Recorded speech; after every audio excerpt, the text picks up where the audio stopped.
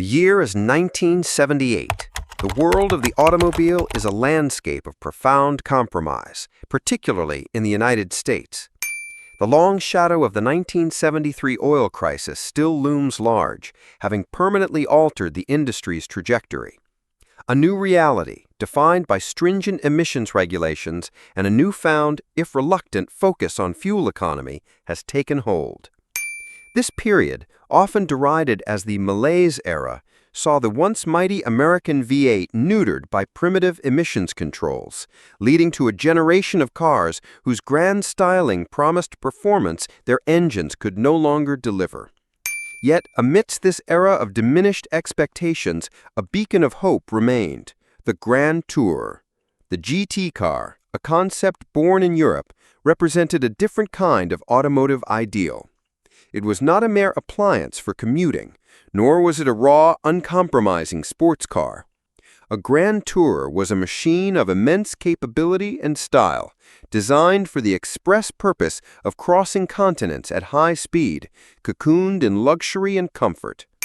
It was a car for the discerning driver, who valued engineering, aesthetics, and the sheer joy of a long journey well traveled.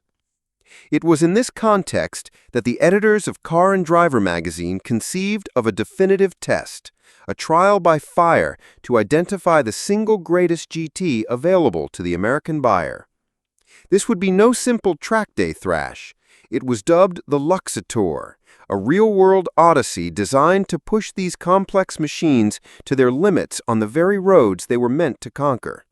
From sweeping interstates to challenging mountain passes, the goal was to expose not just their performance envelopes, but their fundamental character, their soul. Introducing the Triumvirate. The test assembled a trio of Europe's finest, each representing a distinct national philosophy and a unique answer to the Grand Touring question. This was more than a comparison of hardware. It was a clash of automotive cultures. From Germany came two champions, representing opposing ideologies from the houses of Stuttgart and Munich. From Great Britain, a challenger arrived, a machine of singular, sensuous purpose, carrying the weight of a legendary lineage. The contenders were the Mercedes-Benz 450 SLC, the established Teutonic benchmark of quality and safety; the Jaguar XJ-S, Britain's controversial but prodigiously powerful V12 standard-bearer; the BMW 630CSi, the Bavarian upstart, promising the ultimate connection between driver and machine. The central question of the Luxotour was profound. In an era of constraint, which philosophy would prevail? Would it be the brute force of displacement, the precision of a driver-focused chassis, or the unyielding pursuit of engineering perfection? The journey would provide the answer. The context of the American market in 1978 is essential to understanding the dynamics of this test. The performance figures for all three cars were blunted by the power-sapping emissions equipment required for sale in the U.S. This had a fascinating side effect. It acted as a great equalizer. With raw straight-line power somewhat leveled, the subtler aspects of each car's engineering were magnified. The test became less about which car was fastest and more about how well each manufacturer's core identity survived the translation to a restrictive market. This pressure cooker environment forced a deeper evaluation of handling dynamics, ride comfort, build quality, and ergonomic intelligence. The malaise era in this instance became an unwitting magnifier of character, making the differences between the Jaguar's silken V12, the BMW's chassis brilliance, and the Mercedes' structural integrity stand out in stark, illuminating relief. The contenders, a clash of national philosophies. The Mercedes-Benz 450 SLC, the Teutonic monument. The Mercedes-Benz 450 SLC arrived as the elder statesman of the group, the embodiment of established old-world automotive royalty. Its design lineage was pragmatic rather than romantic. It was not a bespoke coupe conceived from a clean sheet, but rather a fixed-roof, long-wheelbase adaptation of the beloved R107 SL Roadster. This engineering choice, made to preserve structural rigidity and accommodate a small rear seat, gave the SLC its unique, somewhat formal proportions, including the distinctive slatted C-pillars. Its market position was unambiguous. It was the conservative, mature, and fiendishly expensive choice for those who valued substance over flash. Its philosophy behind the SLC was one of absolute, unyielding solidity. It was engineered to feel as if it were hewn from a single billet of steel, a veritable fortress on wheels. This bank vault quality was its primary selling point, a tangible expression of Mercedes-Benz's commitment to safety, durability, and peerless build quality. Every switch clicked with precision, every panel gap was flawless, and the doors closed with a heavy, reassuring thud that spoke volumes about its construction. At its heart was a 4.5-liter single overhead cam V8. In the American market, it was not a fire-breathing powerhouse, but a lazy, quiet workhorse, tuned for effortless torque and supreme smoothness. Its mission was not to thrill with high RPM histrionics, but to provide a deep well of pulling power that made acceleration feel inevitable rather than urgent. This engine was perfectly complemented by a 3-speed automatic transmission that the testers deemed perfect, slurring its shifts with an imperceptible grace that epitomized the car's character. The 450 SLC was not about engaging the driver in a mechanical dance. It was about insulating them in a cocoon of unflappable competence. The Jaguar XJ-S, Britain's velvet hammer. The Jaguar XJ-S entered the fray under a cloud of controversy and immense pressure. It was tasked with the impossible, replacing the Jaguar E-Type, a car so universally adored it had become a cultural icon. Where the E-Type was all lithe curves and overt sensuality, the XJ-S was long, low, and architecturally severe, defined by its infamous flying buttresses C-pillars. It was a bold, futuristic design that polarized opinion, a radical departure from the Jaguar aesthetic many had come to expect. Yet beneath that controversial skin lay the car's undisputed crown jewel, its raison d'etre, its 5.3-liter V12 engine. This power plant was, in a word, magic. In an era of wheezing, emissions-choked engines, the Jaguar V12 was an anomaly. It was a masterpiece of engineering that delivered a silken rush of acceleration with a smoothness and silence that bordered on supernatural. Its power delivery was turbine-like, a seamless wave of thrust that its V8 and inline-6 rivals simply could not replicate. This engine was the car's singular, overwhelming strength, a feature so dominant that it defined the entire driving experience. The XJ-S's mission was to be the champion of traditional aristocratic luxury. It was conceived as a sensuous machine, prioritizing a supremely supple ride and opulent isolation above all else. It aimed to glide over road imperfections, shielding its occupants from the harsh realities of the tarmac. It was less a sports car in the vein of the E-Type, and more a high-speed luxury conveyance, a British interpretation of the grand touring ethos that placed ultimate comfort and powertrain supremacy at the forefront. The BMW 630CSi, the Bavarian Blade. The BMW 630CSi represented the new guard. As the successor to the breathtakingly beautiful E9 Coupe, the 6 Series E24 carried the heavy burden of advancing BMW's hard-won reputation as the ultimate driving machine. From its aggressive, forward-canted, shark-nosed grille to its taut, athletic lines, the 630CSi was designed to communicate motion even at standstill. Its philosophy was one of total driver focus. Where the Mercedes prioritized safety, the Jaguar prioritized comfort, the BMW prioritized the dynamic experience. This was immediately evident in the cabin, where the entire center console was famously canted toward the driver, placing every control within easy reach. The car was presented as lithe and agile, promising a level of connection and communication with the road that the other two contenders deliberately eschewed. The heart of the 630CSi was BMW's signature engine configuration, a 3-liter inline-6.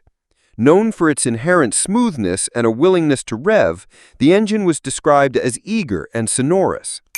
However, in the heavy 6 Series chassis and saddled with U.S. emissions equipment, it was immediately noted as feeling underpowered for its mission. This established the central conflict for the BMW.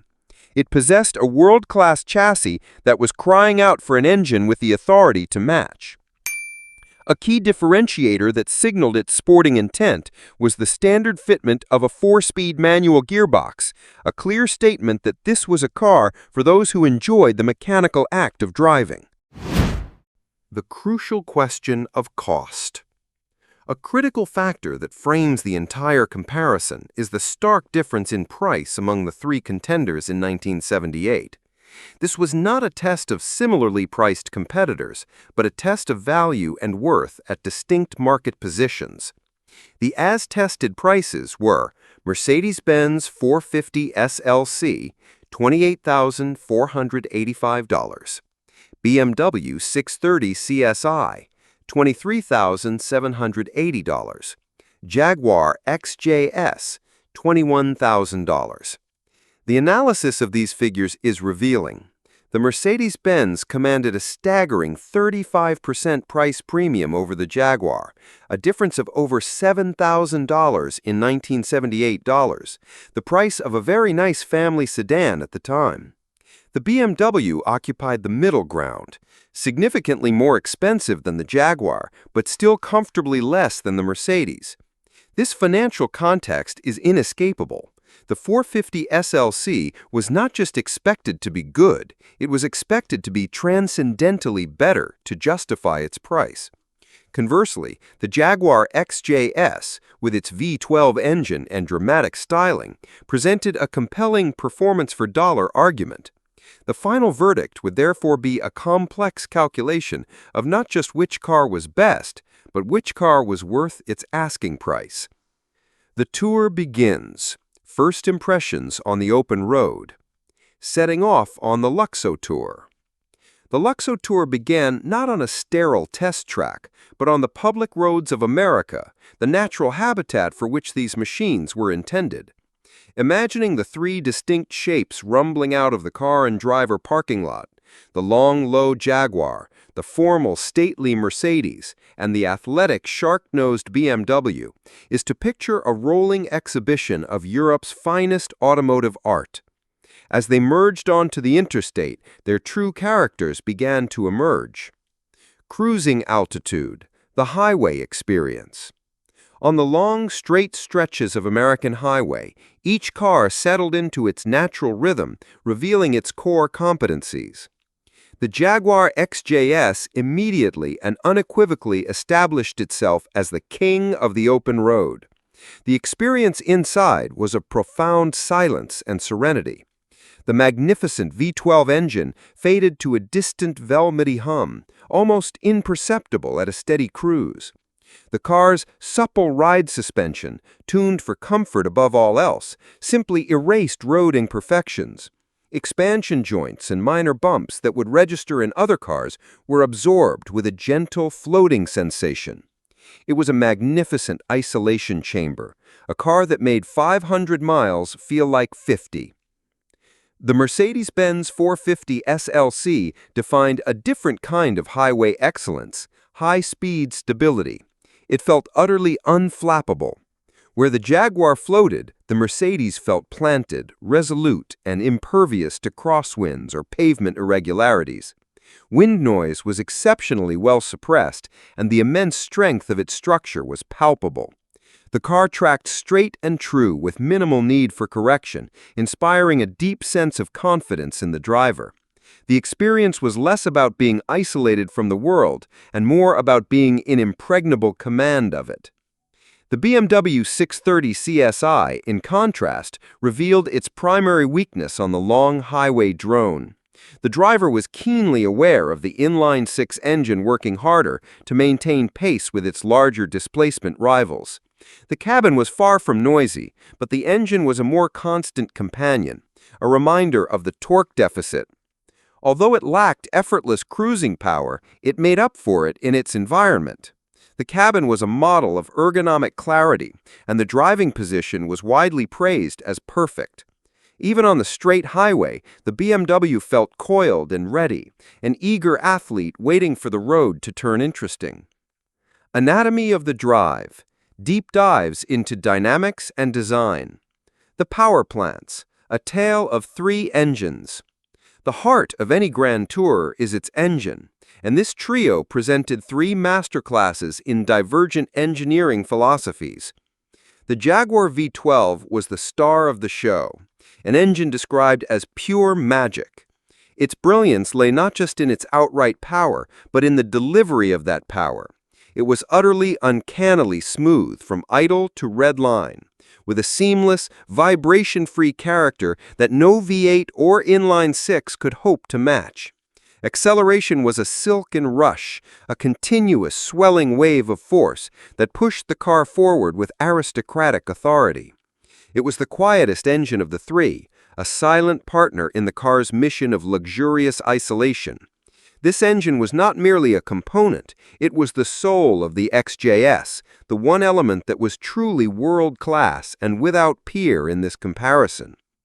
The Mercedes V8 was the lazy giant, a perfect foil to the Jaguar's high-strung masterpiece. Its character was defined by effortless low RPM torque. It never felt stressed or hurried. It simply delivered its power with quiet, confident authority. The perfect three-speed automatic transmission was an integral part of this character, slurring its shifts so imperceptibly that they were felt more than heard. The Mercedes powertrain was the strong, silent type, engineered for a lifetime of dependable, unobtrusive service. It was the embodiment of competence. The BMW inline-six was the eager athlete, an engine that begged to be used. True to BMW's heritage, it was turbine-smooth and emitted a sonorous, mechanical soundtrack that was engaging in a way the V engines were not.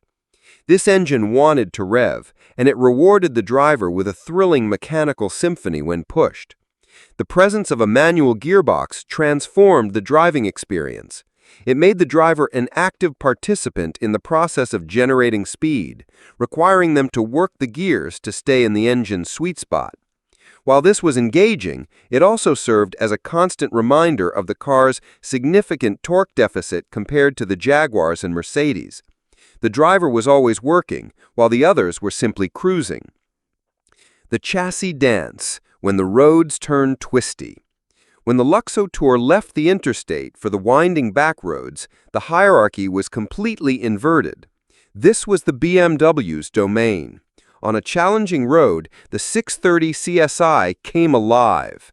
Its chassis was its greatest asset, a masterpiece of suspension tuning and dynamic balance. The car dove into corners with an agility that belied its size. The steering was responsive and full of feel, telegraphing the road surface to the driver's fingertips. It cornered flat, with minimal body roll, and felt utterly composed and eager for the next bend. This was the payoff for the highway struggle. The BMW was the only car of the three that truly rewarded a skilled driver, a car that was not just transportation, but a dynamic partner. The Mercedes competence continued in the corners, but it was a competence devoid of inspiration. The 450 SLC handled with a safe, predictable, and secure composure. Its default handling trait was gentle, progressive understeer, a deliberate choice by engineers to ensure that the car would be safe and forgiving for its typically conservative clientele. It could be hustled through a series of corners at a surprisingly brisk pace, but it did so with a sense of detached efficiency. It would get the job done without drama, but it would never thrill or engage the driver on an emotional level. Here, the Jaguar's primary weakness was laid bare. The very supple ride that made it a highway champion became a liability when the road began to twist. The suspension, tuned for softness, allowed for significant body roll in corners. More critically, the power steering was described as numb and vague, completely isolating the driver from the crucial feedback of the front tires. This lack of communication was deeply disconcerting for a driver trying to place a heavy, powerful car with precision. The Jaguar felt imprecise and unwilling, a Grand Tourer that was clearly out of its element when asked to behave like a sports car. This exposed a fundamental conflict at the heart of the Jaguar's design. The magnificent V12 engine offered the performance of a supercar, confirmed by its blistering acceleration times. However, the chassis and driver interface were completely at odds with this potential. A driver capable of exploiting the V12's power requires precise steering, a responsive chassis, and a logical control layout to do so safely and effectively. The XJ-S failed to provide any of these. Its numb steering, soft suspension, and catastrophically flawed ergonomics meant that the driver could never confidently use the performance the engine so willingly offered. It was a car at war with itself, the heart of a thoroughbred racehorse trapped in the body of a luxury limousine. This internal contradiction would prove to be its fatal flaw. The world within, ergonomics and ambiance. The interior of a Grand Tourer is its command center, and the philosophical differences between the three cars were nowhere more apparent. The Jaguar's interior was a disaster, a showcase of ergonomic failure. While trimmed in lovely wood and leather, its layout was described as catastrophic. The beautiful traditional Smith's gauges were arranged in a scattergun pattern across the dashboard, making a quick scan for information impossible. The infamous barrel tachometer was particularly illegible. Switches for critical functions were placed in illogical and often hidden locations. It was a triumph of traditional British form over modern ergonomic function, an environment that was beautiful to behold but infuriating to operate. The German contenders, by contrast, were models of efficiency, though they pursued this goal with different end users in mind. The Mercedes interior was efficient, logical, and built for long-haul comfort. The seats were famously firm and orthopedically sound, designed to provide support for hours on end without fatigue. The controls were exactly where one would expect them to be, clearly labeled and operating with a satisfying, high-quality feel. The entire cabin was conceived as a perfect, rational workspace, designed to reduce driver stress and be used effortlessly. The BMW cabin was equally logical, but with a clear, purposeful, and driver-oriented focus. The legendary canted dashboard wrapped around the driver, putting every switch, gauge, and the gear lever at their immediate command. The instruments were models of clarity, with bold, legible markings. The mantra was "everything is where you'd expect it," but with an explicit emphasis on facilitating the act of driving. It was as rational as the Mercedes, but its purpose was not just comfort, it was control.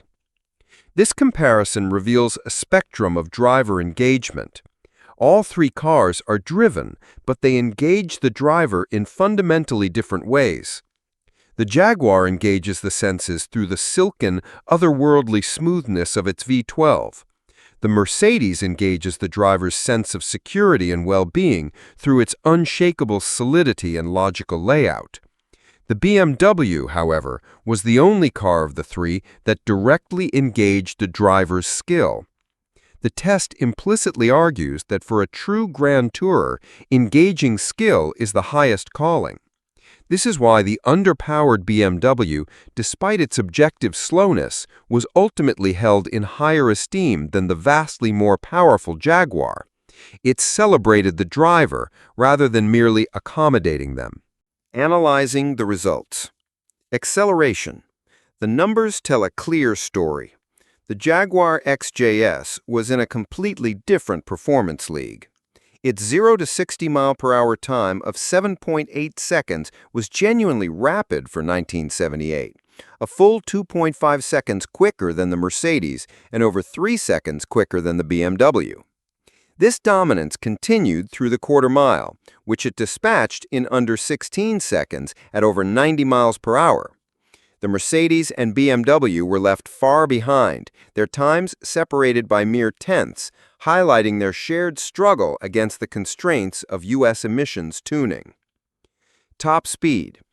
Once again, the sheer power of the Jaguar's V12 gave it a decisive edge. It was the only car to crest 130 miles per hour, reaching a terminal velocity of 132 miles per hour. The two Germans were closely matched in the 120 mile per hour range, respectable figures, but clearly a tier below the British car. Handling and braking. This is where the narrative shifts dramatically. The skid pad data, a measure of pure lateral grip, quantifies what the testers felt on the twisty roads. The BMW 630CSi posted the highest number, 0.758 G, confirming its superior chassis tuning and grip. The Mercedes was close behind, demonstrating its inherent stability, while the softer Jaguar posted the lowest figure. In braking, the story was similar. The BMW stopped in the shortest distance, a testament to its lower curb weight and well-balanced system. The Mercedes was also excellent, while the heavier Jaguar required the most room to haul down from speed. These numbers provide the objective proof that while the Jaguar owned a drag strip, the BMW owned the corners. The verdict revisited, crowning the king of the Luxotour. The final ranking. After thousands of miles on highways, byways, and mountain roads, and after a full battery of instrumented testing, the editors of Car and Driver reached their conclusion. With the suspense built, the final ranking was revealed, a result that surprised many at the time and continues to spark debate today. The final order was: third place, Jaguar XJ-S; second place, BMW 630CSi; winner, Mercedes-Benz 450 SLC. Deconstructing the judgment. The rationale behind this verdict is a masterclass in automotive evaluation, prioritizing holistic competence over flashes of specialized brilliance. Third place, the Jaguar XJ-S. The judgment was both poetic and damning. The Jaguar was summarized as a magnificent engine in search of a car. Its phenomenal V12 power plant was universally praised as a work of genius, but it simply could not overcome the car's profound and fundamental flaws. The catastrophic ergonomics made it a chore to operate. The numb and vague handling inspired no confidence, and its controversial styling failed to win over the testers. It was a case of one brilliant, world-beating component being let down by the lack of cohesion in the rest of the package. Second place, BMW 630CSi. The Bavarian contender earned its runner-up spot through the sheer joy of the driving experience. It was lauded as the ultimate driving machine for the patient. The testers fell completely in love with its sublime chassis, its communicative steering, and its perfectly driver-focused cockpit. It was the car they most wanted to drive on a challenging road. Its only significant flaw was the one that kept it from the top spot: a palpable lack of power from its US spec engine. The 630CSi was a brilliant promise of what a great driver's car could be, let down only by a motor that couldn't cash the checks the chassis so eagerly wrote. First place, the Mercedes-Benz 450 SLC, the winner. The 450 SLC's victory was not born from any single area of dazzling, heart-stopping brilliance. It did not have the Jaguar's magical engine or the BMW's telepathic chassis. Instead, it won because it was the most complete car. It had no significant flaws. It was fast enough. Its handling was competent and secure. It was supremely comfortable. It was built like a fortress, and its ergonomics were functionally perfect. The Mercedes won by being the most resolved, coherent, and flawlessly executed total package. It was the car that did everything well and nothing poorly. This verdict represents a powerful statement on automotive philosophy. The testers chose the car that was the best engineered product, not the one that provided the biggest single thrill. The victory of the 450 SLC, despite its astronomical price tag and objectively mediocre acceleration, is proof that for the ideal Grand Tourer, the absence of annoyance, the feeling of unyielding quality, and the confidence of total competence were valued more highly than raw speed or ultimate handling. It was a decisive win for the holistic engineering approach over the specialist approach. Legacy and influence 4 decades on. The afterlife of the contenders. The 1978 Luxotour proved to be remarkably prescient, not only in its assessment of the cars themselves, but also in forecasting their futures and the trajectory of their respective brands.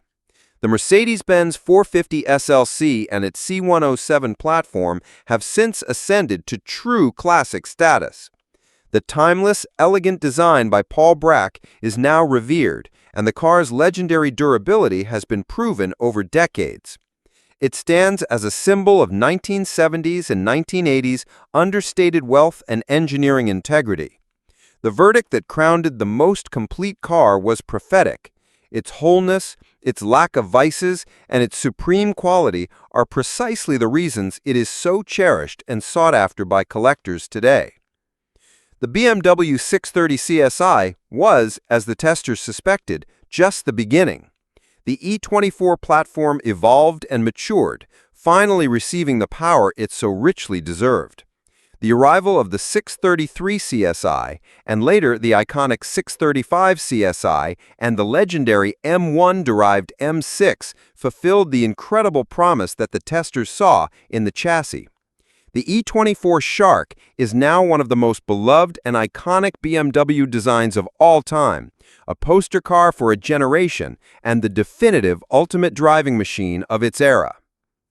The Jaguar XJ-S went on to have an incredibly long production run, lasting until 1996. It eventually found its audience, and through numerous facelifts, engineering updates, and the addition of the excellent AJ6 inline-6 engine, it evolved into a more resolved and reliable machine. Yet, it never fully shook the reputation established in this and other early tests. A car defined by its magnificent engine, but compromised by its dynamics and ergonomics. It remains a charismatic and unique classic, but one whose brilliance will forever be debated alongside its flaws. Final thoughts. Which would you choose today? The 1978 Luxotour did more than just rank 3 cars. It perfectly encapsulated the brand identities that would define these manufacturers for decades to come. Mercedes-Benz would continue to build its reputation on the principle of the most complete package, prioritizing safety, quality, and holistic engineering.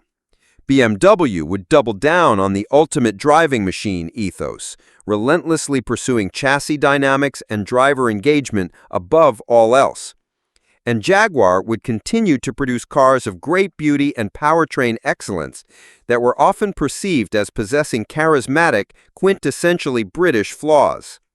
This single test serves as a perfect historical anchor for understanding the modern DNA of these 3 legendary brands.